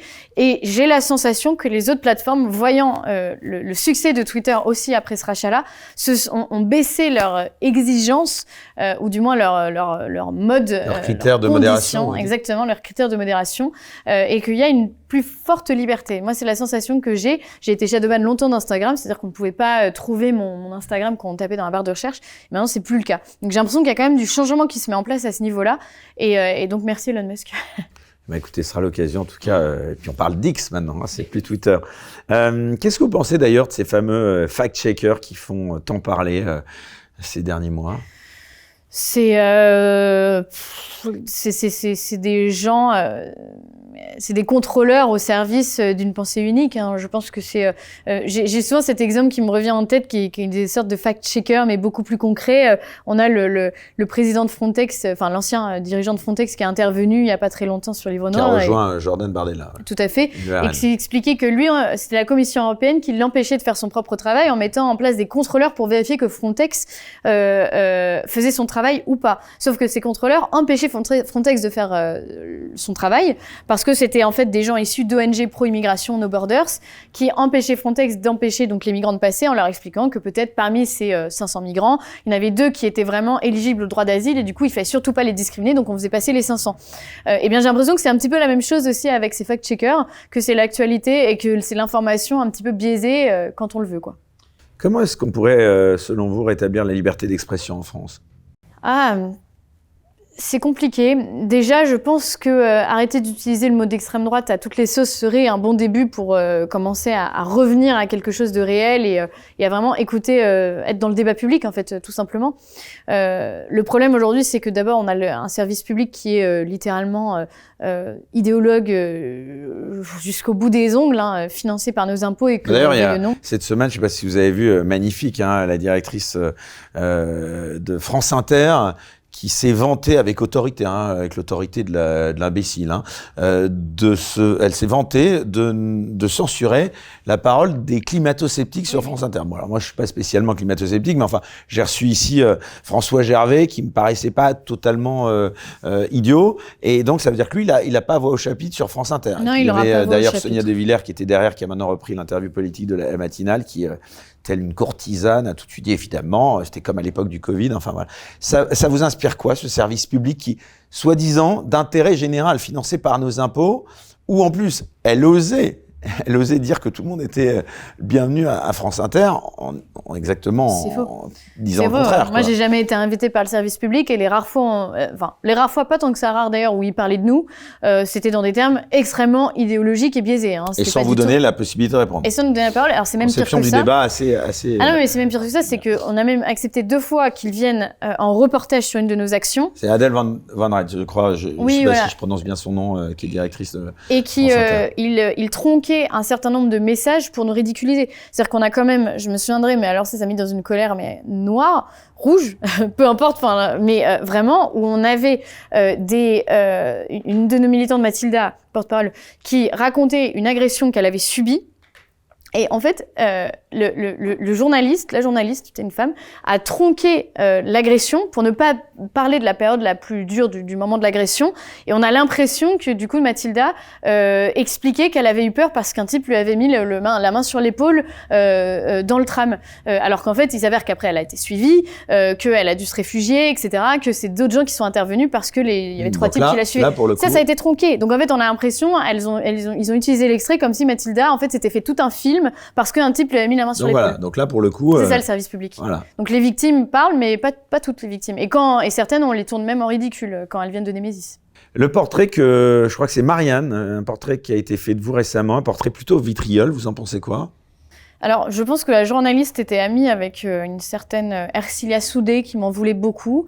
Il s'avère en fait que moi j'ai une certaine... C'est qui Alors j'ai une certaine visibilité sur les réseaux sociaux et il y a quelques mois, des proches, je ne dirais pas qui, pour ne pas mettre mes sources en défaut, d'Ercilia Soudé, qui est une députée NUPES, m'ont indiqué qu'elle avait porté plainte pour viol contre son compagnon. J'ai décidé de ne pas diffuser le nom de la députée en question, mais me suis permise de mettre sur les réseaux que, là encore, au sein de la NUPES, il y avait encore une plainte pour viol de la part de proches. Voilà. J'ai décidé de ne pas diffuser le nom parce que c'est pas à moi de le faire. Les médias ont repris parce que l'individu a été placé en garde à vue, donc l'information est arrivée aux médias et donc ça a été repris dans la presse. Sauf que mon tweet n'était pas passé, enfin certains l'ont vu, et donc une journaliste qui semble être assez proche de RCA Sud, une journaliste de Marianne, a décidé d'expliquer que c'était moi qui avais diffusé cette plainte-là, alors que c'est totalement faux. Et de là, elle a décidé de me faire un portrait assez à charge. D'extrême droite, alors que je rappelle que Marianne est traitée d'extrême droite aujourd'hui, donc il ne devrait pas trop jouer à utiliser cet attribut, mais qui plus je crois qu'il y avait aussi une certaine, alors là c'est une championne, comment elle s'appelle, Nathalie Loiseau, vous savez, même moi elle me critique, journaliste d'extrême droite, elle a juste oublié que dans son enfance, elle avait vaguement elle flirtait avec le guide, voilà. Oui, tout à fait. Ouais. Mais bon, certains ont la mémoire courte. Non, mais surtout, je suis presque assez amusée parce que je vois que l'actionnaire de Marianne a décidé de quitter Marianne et j'ai grand hâte de voir qui va racheter Marianne puisque les deux actionnaires intéressés, ce sont des actionnaires, c'est Bolloré ou Pierre-Édouard Stérin, qui sont plutôt des personnes de droite, donc il se peut que mon article soit modifié un petit peu plus tard. Bon, comme quoi, vous voyez, vous êtes très puissante finalement. Hein. Écoutez, on essaye en tout cas d'apporter un petit peu plus de vérité dans tout un tas de médias qui sont totalement aujourd'hui sous une emprise et c'est assez, très honnêtement, je suis peu impactée par les articles qu'on fait sur moi quand ça vient en effet du service public. Mais venant de Marianne, j'ai été assez choquée de voir qu'ils n'ont même pas cherché à m'appeler, à savoir un petit peu. C'est-à-dire que moi, j'ai dû appeler la journaliste derrière. Oui, non, mais totalement. Et puis une fois que c'est publié, en plus. Et j'ai fait modifier des choses dans l'article en appelant la journaliste en disant, vous auriez pu m'appeler avant quand même pour vérifier certaines infos parce que ça c'est faux, ça c'est faux, ça c'est faux. Et donc, elle a modifié après coup. Justement, ça nous amène à revenir à vous, justement, à vos idées. Donc, tout à l'heure, vous avez un peu esquivé la question. Quand même, politiquement, vous vous définissez comment aujourd'hui? Dites-nous clairement, quand même. J'aimerais bien comprendre. Moi, je suis une femme de droite. D'accord, mais ça, le champ de la droite, il est assez large aujourd'hui. Donc, vous êtes quoi? Vous êtes Bellamy, vous êtes Marion Maréchal, vous êtes Jordan Bardella, vous êtes Philippot, vous êtes où? J'ai une affection pour les femmes, hein. Moi je vais pas vous cacher. Je suis quelqu'un qui est plutôt inspiré par les femmes engagées, par les femmes qui ont pu... Au-delà des femmes, Marion Maréchal ou Marine Le Pen, c'est vrai, il y en a deux, mais elles font partie de la même famille. Donc, puis il y a Valérie Pécresse aussi, on peut aller jusque-là. Madame Pécresse, on est allé la confronter un petit peu à un de ses meetings, donc c'est pas vraiment elle que je vais prendre en exemple. Moi j'ai une certaine admiration pour Marine Le Pen. Je ne vous dirai pas pour qui je vote, par contre, n'essayez pas, Eric, je vous vois arriver. Non. Mais je trouve que c'est une femme, et très souvent, en plus c'est dur, parce que très souvent on me dit, mais quel aujourd'hui serait ton modèle contemporain? Et c'est dur aujourd'hui de trouver des femmes qui réellement tiennent la route, hein, je trouve, dans les milieux politiques ou médiatiques. Et je trouve que c'est quelqu'un qui incarne assez bien le pouvoir, contrairement à ce que pensent certains, et qui a fait preuve d'un courage assez sans faille. Il faut pas oublier que c'est quelqu'un qui a été maman, qui a réussi à coordonner deux vies d'engagée et de mère, qui aussi, et c'est quelque chose qui est très inspirant pour moi, puisque c'est quelque chose qui me questionne en ce moment beaucoup, comment on arrive à faire les deux en même temps, et dans les milieux médiatiques ou politiques, c'est pas toujours très fréquent. Donc oui, moi, c'est quelqu'un que j'admire beaucoup. Vous l'avez rencontré déjà? Non. Ah oui, c'est peut-être l'occasion, voilà, si vous voulez lancer un appel. Marine, si vous nous regardez. Tout à fait. Je me souviens que sur nos premières actions, d'ailleurs, les femmes du RN avaient fait des manifestes justement pour dénoncer les violences qu'on avait subies, ce que j'avais trouvé délicat et classe. Mais on cherche pas non plus. On veut pas en fait que l'association soit considérée comme la jeunesse féminine du RN. C'est pas du tout l'objectif et il y a vraiment en plus. Mais vous avez des propositions comme ça de reprise ou en tout cas de chapeautement? On n'a pas eu pour l'instant, mais en période électorale, on peut imaginer qu'il y ait un certain nombre de partis à vouloir nous faire du pied. Donc nous, on essaie d'être loin de tout ça, sachant qu'au sein de notre association, on a aussi des femmes qui votent Macron, on a aussi des femmes qui votent, alors pas Mélenchon, du coup, mais on a une diversité aussi de profils au sein de l'association, une diversité de milieux, d'origine d'ailleurs, puisqu'on nous pose souvent la question. Et oui, il y a aussi des filles issues de l'immigration dans l'association. On a des filles qui votent Marine Le Pen, d'autres qui ont été chez Reconquête, ce qui a été très compliqué en période présidentielle. On a des filles qui étaient pour les mesures Covid, d'autres qui étaient contre les mesures Covid, ce qui a été terrible. Oui, c'est marrant parce que moi j'avais plutôt l'impression, alors pardon, je vous demande pas pour qui vous votez, mais je pensais plutôt que vous étiez dans le sillage de Marion Maréchal et de Reconquête. Je me trompais, non? Non, il y a des militantes qui sont assez sensibles, en revanche, par contre, aux idées de reconquête. Mais je ne dirais pas que c'est majoritaire. Parce que la notion de famille, j'ai l'impression, sauf à me tromper, que je l'entends un peu plus du côté de reconquête que du côté du RN. La mise en avant de ça sur un plan politique. Non, oui, alors moi c'est quelque chose, je vous le dis, qui me travaille parce qu'en tant que personne engagée, je me demande comment je vais réussir à gérer des enfants et une carrière politique. Mais c'est pas forcément Reconquête qui me donne des réponses. Non, en fait. Par exemple, on se souvient, pardon de vous interrompre, mais on se souvient, je crois que c'était Marie Maréchal et Bellamy qui s'étaient étonnés que le président n'ait pas d'enfants, que le Premier ministre n'ait pas d'enfants, que certains ministres n'en aient pas, et ça avait suscité une bronca. C'était Guillaume Pelletier. C'était Guillaume Pelletier. Moi, j'avais trouvé cette sortie. Non, c'était pas Bellamy, pardon, c'était Pelletier. Pardon, autant pour moi. Cette sortie assez glauque parce que les enfants, c'est le choix de chacun. Hein. Moi, je face à Sonia Mabrouk, je crois. Tout à fait. Qui elle n'a pas d'enfant d'ailleurs. Hein. Et j'avais trouvé ça, mais d'une indélicatesse et en plus. Même Pascal Praud s'en était ému aussi. Même Pascal Praud, mais parce qu'en fait, si vous voulez, et je ne sais plus, est-ce que c'était Pascal Praud qui avait dit ça, mais parfois c'est la politique qui tue aussi les familles, hein, vraiment parce qu'on est tellement engagé qu'on peut en oublier totalement sa famille. Donc on comprend que certains font le choix de pas d'avoir d'enfants ou n'ont pas la possibilité d'en avoir. Donc moi, en politique, je n'impose pas aux femmes d'avoir des enfants, pas du tout. Et d'ailleurs, en règle générale, je n'en impose pas. Et d'ailleurs, c'est une critique qui m'est très souvent faite, je vois, mais de la part d'une certaine droite aussi, hein, qui vient dans mes commentaires me dire mais pourquoi t'as pas d'enfants, est-ce qu'il serait pas temps, enfin, qui m'impose de disposer de mon corps comme il le souhaite. C'est genre que ça c'est même quelque chose que même mon père n'oserait pas me dire. C'est quand même fou de voir que certaines personnes, pour le réarmement démographique ou au nom de je ne sais quelle débilité, viennent m'imposer d'avoir des enfants. Je pense que très souvent on me dit oui mais c'est pour lutter contre le grand remplacement, mais le grand remplacement, moi j'ai des méthodes bien plus efficaces que d'avoir des enfants pour le combattre. Hein. Vous diriez aujourd'hui que vous êtes également une influenceuse ou c'est un gros mot? Si, parce que en fait, être une influenceuse, c'est être une militante. Donc oui, c'est une forme, voilà, l'influence, enfin, pour moi le militantisme, le cœur même du militantisme est l'influence. Donc oui, on l'appelle ça quand on veut, je suis une influenceuse politique, je suis une activiste aussi de terrain, je fais pas que des réseaux sociaux. Et donc oui, non, je suis une influenceuse. Est-ce que vous pensez que la droite, ou en tout cas l'opposition politique comme on l'entend, elle est en train de gagner justement la bataille des idées, peut-être aussi grâce aux médias alternatifs? Oui.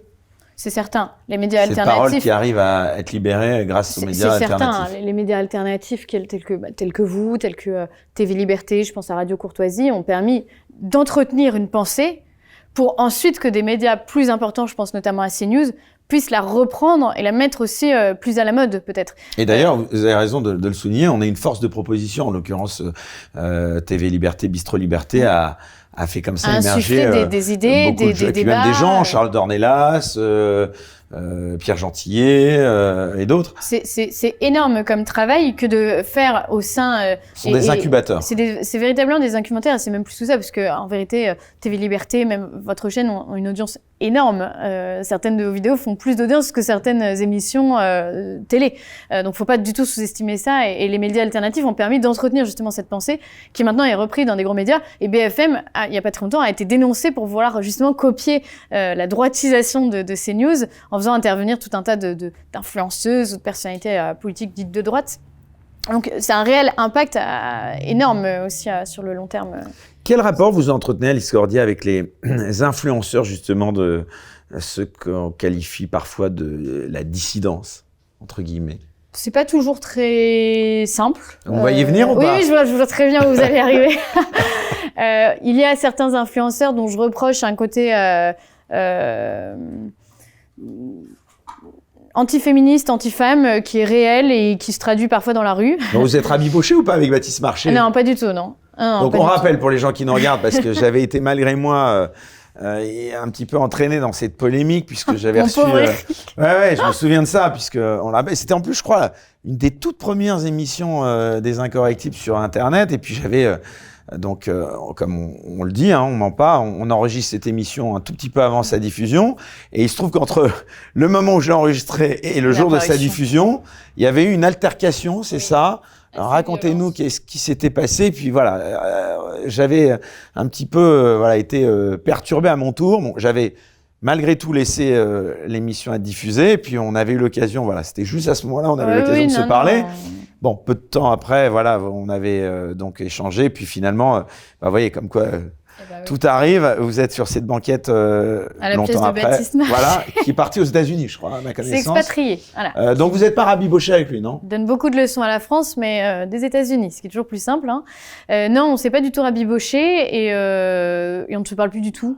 Moi, j'ai pas cherché, mais il y a eu des tensions aussi avec Papacito, parce qu'en fait, je pense qu'ils font partie aussi d'une génération d'hommes qui voient parfois d'un mauvais œil même le mot féministe ou le fait que des femmes puissent avoir une responsabilité dans la vie politique, c'est quelque chose qui leur est visiblement assez étranger. Je rappelle que Papacito expliquait notamment que les femmes africaines étaient mieux car plus dociles aussi. Contrairement aux femmes européennes. Voilà, donc c'est des choses auxquelles je ne vois pas trop d'intérêt et c'est vrai que j'ai toujours trouvé ça dommage de voir toute une génération d'hommes, influenceurs dits de droite, être parfois un peu dans la caricature d'eux-mêmes et dans la caricature aussi de la place de la femme, notamment dans ces luttes-là. Moi, j'aurais aimé réellement, ce que la gauche arrive très bien à faire, une sorte de solidarité. Je me suis vite rendu compte que la solidarité, elle était entre eux, mais pas pour tout le monde. Donc vous ne pourriez pas faire une émission à côté de Papacito, par exemple? Moi, je pourrais une liberté d'expression. J'ai pas de problème à lui parler, à être avec lui. Alors, on a eu en effet quelques échanges houleux il y a quelques années. Maintenant, les choses se sont tassées. Non, j'aurais pas de problème à faire ça avec lui. Mais juste sur la vision de la femme et de la place de la femme dans la société, je pense qu'on est aux antipodes l'un de l'autre. C'est intéressant ce que vous dites parce que on parle de cette tendance aussi parfois qualifiée de viriliste. Une partie de la droite, vous en pensez quoi? Il y a aussi Julien Rochdy. Ouais, mais si vous voulez, en fait, moi par exemple, quand je vois Sandrine Rousseau taper sur les hommes en disant ouais de toute façon ils sont tous là avec leur gros barbecue, ces gros mâles blancs, etc. Je trouve ça ridicule. Je veux dire, c'est cette tendance venant de certaines féministes, notamment d'extrême gauche, de taper sur les hommes blancs et leurs soi-disant symboles virilistes. Je trouve ça ridicule. On peut être un homme et féministe? Oui. Et à combattre, et je combats totalement ce genre de propos parce que je pense que ça développe une rancœur de l'autre côté justement d'hommes qui voient des féministes se moquer d'eux, se moquer de choses qu'ils aiment. Enfin, je veux dire. Non, mais sur la virilité, parce que finalement, Baptiste Marchais, Papacito, je le disais, Julien Rochdy, bon, ils sont dans cette mouvance, on va dire, d'influenceurs virilistes. Voilà. Est-ce que vous pensez qu'on peut faire cohabiter la virilité et le féminisme, par exemple, ou est-ce que c'est forcément un ennemi, la virilité du féminisme? Non, je pense pas du tout, non. Au contraire, je connais plein d'hommes qui sont des contre-exemples et qui sont très heureux d'avoir une femme qui a la place qu'elle souhaite avoir dans la société. Il y a un peu d'humour, hein. En plus là, bon, je veux pas me faire le Papacito est très drôle aussi, de Papacito, mais voilà, il y a une mais partie le fond, humoristique. non mais il y a sur certaines choses sur lesquelles il m'amuse énormément et il y a pas de problème là-dessus. C'est juste sur le fond, parfois je le trouve, notamment sur la vision qu'il a des femmes, je pense qu'il a vraiment un problème avec les femmes, oui. Et les femmes européennes, visiblement. En tout cas, c'est ce qui transparaît de ses posts. Peut-être qu'il s'exprime pas très bien, mais et j'ai l'impression qu'il y a quand même un problème par rapport à ça. Et Baptiste Marchais, c'est visiblement un petit peu pareil. On a l'impression que c'est un peu des... ils ne considèrent pas les femmes comme leur égal, en tout cas c'est assez sûr. Et je trouve qu'ils offrent une caricature de la droite dont la droite pourrait se passer. C'est-à-dire que moi, ce que je reproche parfois aussi à ces gars-là, c'est d'être tout de suite dans un discours antiféministe sans chercher à comprendre qu'il y a dans le féminisme aussi du bon et du sain et du concret, quoi, du réel. Et je trouve ça dommage de les voir rentrer là-dedans. On a l'impression aussi que très rapidement, ils sont pour un rôle traditionnel des familles, mais en fait, ils ont alors je dis pas que, mais peut-être même pas eux tout court, parce que Baptiste Marchais en plus vient de milieu très populaire et je sais que il sait aussi la réalité des milieux populaires, mais on a l'impression aussi parfois quand j'entends à droite qu'ils sont pour un rôle traditionnel de la famille, on a l'impression qu'ils idéalisent une certaine époque, mais les familles qui pouvaient se permettre aussi d'avoir un rôle traditionnel, c'était les familles bourgeoises qui avaient les moyens aussi de faire en sorte que que la femme ne travaille pas aussi. C'est ça, hein, la réalité dans les familles. Je vois chez mes grands-parents. Mon grand-père était dans l'armée, il a fait la guerre d'Algérie, puis il a été cuisinier. Ma grand-mère, elle était institutrice. Il n'y avait pas de rôle traditionnel mère au foyer, voilà, parce qu'en fait financièrement on pouvait pas. Et plein de gens aujourd'hui sont dans cette situation. Et moi, c'est ce que je leur reproche un petit peu, ce côté idéaliste. Mais voilà, là encore, il y a une partie de la droite que je trouve un peu dans ce discours-là, comme si en fait on pouvait se permettre d'avoir le choix aujourd'hui, quoi. Il y a plein de foyers qui peuvent pas se permettre de vivre dans ces conditions, mais il y a aussi plein de femmes qui ne veulent pas vivre comme ça. C'est-à-dire que moi, je serais incapable d'être mère au foyer. Je veux des enfants, mais je serais incapable de juste me consacrer à eux. Je suis très heureuse de pouvoir avoir la possibilité de faire de mon activisme mon métier, de pouvoir être dans une stratégie d'influence, de pouvoir être dans un métier de métapolitique. Et je connais plein de femmes qui s'émancipent énormément et qui se développent et qui apprennent à se connaître par le biais du travail et qui sont des femmes extraordinaires et qui sont essentielles aussi à notre société et qui pour autant ont le choix aussi d'être mère ou pas. Et c'est un choix qui est personnel, c'est un choix de couple. Et c'est pas un choix, c'est pas à ces hommes-là de dire qui doit avoir des enfants ou pas. Et je vous dis, moi, je suis toujours horrifiée de voir dans les commentaires des choses où on m'impose, mais on me pose des questions, mais sur ma vie privée. Je me dis, mais même les personnes les plus proches de moi ne se permettraient pas ça, quoi. Alors justement, votre vie privée. J'en parlerai très peu, pour des questions de protection aussi. Parce que vous, je sais que votre audience n'est pas forcément dangereuse, mais dans les gens qui vont regarder cette interview... On ne sait pas qui nous regarde, et puis en plus, ça viralise. Donc... Puis il y a aussi des journalistes de Street Press, de Mediapart, qui eux prennent un malin plaisir à aller décortiquer tout ce que je raconte pour aller savoir où vont travailler mes parents, qui est aujourd'hui l'homme qui partage ma vie, quel militant travaille où, déjà. etc. Ah oui, moi j'aime les hommes. Ouais. Mais vous auriez pu aimer les femmes, par exemple. Il n'y a pas eu de souci. Eh ben non. D'accord. Mais je veux dire, il n'y a pas de souci. Si Non. une femme aime les femmes et qu'elle veut venir militer au sein de Némésis, elle peut. Bien sûr. Sur l'affaire Mila, vous en pensez quoi ce qui s'est passé autour de Mila Nous, on a été les premières, la seule asso peut-être d'ailleurs féministe à la soutenir. Hein. Et d'ailleurs, elle milite chez nous maintenant. Ah, donc depuis quelques mois. Puisque je l'ai travaillé pendant longtemps. Elle était assez inquiétée au début, puis elle avait aussi, vous savez, elle a dénoncé justement ce fait on a essayé un petit peu de lui faire dire des choses qu'elle pensait pas forcément. Elle a dit, oui, avant Barthès, dans le quotidien, il l'avait briefé pour qu'elle s'excuse, c'est ça? Et c'est ça.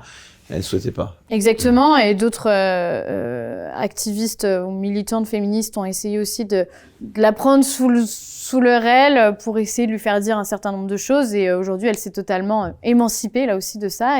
Et je crois que, j'ai l'impression qu'elle est bien plus raccord par rapport à ses propres idées. Et oui, on l'a accueillie il y a quelques mois chez nous.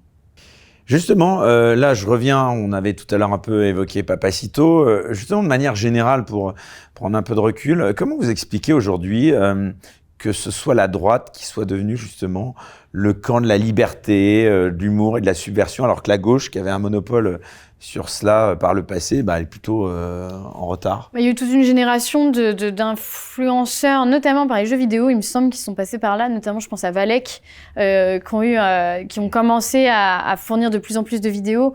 Il y a eu Valek, il y a eu aussi, alors je sais plus son prénom Ismaël, mais je sais plus son prénom de scène. Raptor. Ah oui, le Raptor. Le Raptor, il y a le lapin, je sais plus son prénom. Bon bref, sur les réseaux, sur YouTube, qui ont eu un impact énorme justement, vraiment de diffuser des vidéos humoristiques. Mais humoristique avec un fond de vrai, avec un fond de vérité, qui utilisait l'humour pour faire parler un certain nombre de vidéos. Alors, parfois, c'était en se moquant même du physique des gauchistes, ou parfois en apportant une autre image, justement, de la droite. Et je pense que ça a eu un réel impact aussi positif dans la culture, même de la droite, et qui a drainé tout un tas de jeunes gens qui ne seraient pas arrêtés sur ces choses-là. C'est vrai que maintenant, ça a été repris par plutôt des médias, par des personnalités. Je vois que Jordan Bardella, par exemple, a vraiment la notoriété d'une star aujourd'hui, et c'est quelque chose qui est possible aujourd'hui. Lors de ses déplacements, c'est incroyable, auprès des jeunes notamment. Des jeunes filles. C'est quoi la moyenne d'âge de Némésis, quoi, en moyenne? C'est 18-30 ans sur le terrain. Ouais, très jeune. 18-30 ans, ouais. Et après, on a des femmes plus âgées qui nous aident sur d'autres tâches, mais qui veulent moins faire de terrain. Et mais voilà, on voit qu'il y a l'émergence de petites stars de la droite qui arrivent, qui sont sur le terrain aussi. C'est ça qui diffère aussi avec la génération un peu plus période Covid, où c'était plus sur YouTube, sur les réseaux sociaux. Et maintenant, on a l'impression qu'il y a un peu plus de terrain et des personnalités qui émergent et qui prennent de la place. Et ça, c'est énorme. On est à quelques semaines des élections européennes. Sur le plan du souverainisme, est-ce que cette conception de la souveraineté, vous la faites vôtre? Qu'est-ce qui importe le plus selon vous? L'identité, la souveraineté? C'est quoi? L'identité, c'est ce qu'un peuple est. La souveraineté, c'est ce qu'un peuple fait. Moi, je suis assez souverainiste dans les idées parce que je considère que on a des gens d'autres cultures aussi qui nous ont aidés, qui sont aujourd'hui dans notre pays. Macron parle de souveraineté européenne. Oui, mais Macron, il reprend tous les termes de la droite quand ça l'arrange aussi. Hein. Alors ça, c'est quelque chose d'assez marrant. Vous en pensez quoi de Macron, justement? Je pense que c'est un excellent communicant, comme beaucoup de gens le disent.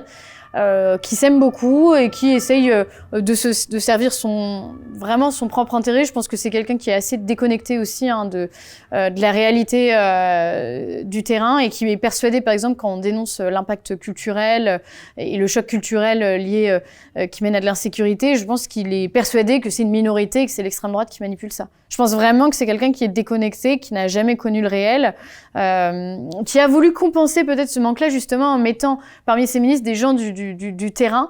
Il a vu que ça marchait pas d'ailleurs, il est en train de changer ça et je pense vraiment que c'est quelqu'un qui est profondément déconnecté.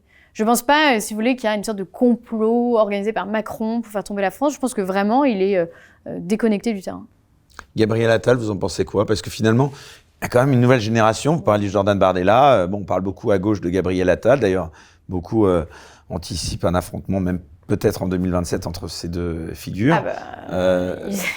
Gabriel Attal essaye de rivaliser Jordan Bardella, mais Gabriel Attal n'a rien fait. Qu'est-ce qu'on retient de lui des agriculteurs? Rien. Qu'est-ce qu'on retient de lui de la finance? Rien. Qu'est-ce qu'on retient de lui de l'éducation? Rien. Cette espèce de scandale autour de l'abaya, c'était ses prédécesseurs qui l'avaient déjà proposé. C'est pas du tout lui qui est plus autoritaire que d'autres. Donc là, on voit bien qu'ils essayent de le faire monter en figure d'autorité, à la fois jeune et autoritaire, un peu ce qui illustre Bardella. Et il est une arme de la Macronie, justement, pour pouvoir peut-être rivaliser, notamment en période européenne, où on voit que le RN est à plus de 30%. Je pense que qu'il est uniquement là pour ça et qu'il est très peu libre aussi de ses faits et gestes. En tant que jeune, justement, est-ce que vous pouvez nous dire si vous voyez quand même qu'il y a eu une bascule? Parce que c'est vrai qu'à une époque, on disait que tous les jeunes étaient plutôt de gauche, quoi. C'est vrai. Structurellement. Est-ce qu'aujourd'hui, vous sentez, vous disiez que voilà, Bardella, lors de ses déplacements, était une vraie star. Est-ce qu'il y a une bascule qui s'opère? Est-ce que vous voyez qu'il y a beaucoup plus de jeunes qui... d'abord s'engagent en politique et puis s'engagent plutôt étonnamment du côté droite, voire droite de la droite, pour pas dire extrême droite. Moi, j'ai vu la bascule avec la génération Zemmour. On a vraiment vu, et ça, c'était pas arrivé. Mais dans les urnes, ça c'est pas vraiment. C'est vrai, mais converti. Il a levé une génération de jeunes gens, et je pense que à droite. La dernière fois, c'était peut-être le moment de la manif pour tous qu'autant de jeunes se sont réveillés. Mais en tout cas, sur la période vraiment électorale là, on voit que... Stanislas Rigaud, notamment. Stanislas Rigaud. Et vraiment, il y a une génération qui s'est levée et qui s'est ressentie après, notamment sur les réseaux sociaux, il y avait plein de mèmes de Zemmour. Alors, en effet, peut-être que ça s'est pas retranscrit dans les urnes, mais je pense réellement que les gens se sont beaucoup plus assumés à se dire de droite, notamment les jeunes, avec Éric Zemmour. Je pense...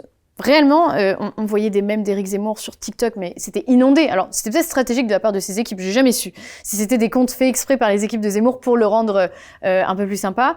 Et on voit la même chose avec Bardella aujourd'hui. Et oui, on se rend compte qu'il y a plein de jeunes aujourd'hui qui assument totalement d'être d'extrême droite. Si en tout cas on considère que Zemmour ou Jordan Bardella sont des partis d'extrême droite. Et c'est assez marrant de voir en effet ce changement dans la société. Je voyais des micro-trottoirs où une jeune fille tractait pour Emmanuel Macron et il y avait plein de jeunes qui disaient non, moi je vote Bardella. C'est des choses qu'on n'aurait pas vues avant. Je vote RN de la part de gens qui s'affichent vraiment filmés. Ça, c'est des choses qu'on ne voyait pas avant. Donc oui, il y a vraiment, moi je suis très optimiste, il y a vraiment un tournant à ce niveau-là de jeunes qui s'assument beaucoup plus de droite qu'avant. Pour voir la suite de l'émission, merci de vous abonner à la chaîne Les Incorrectibles Plus sur Player depuis le lien en description sous cette vidéo.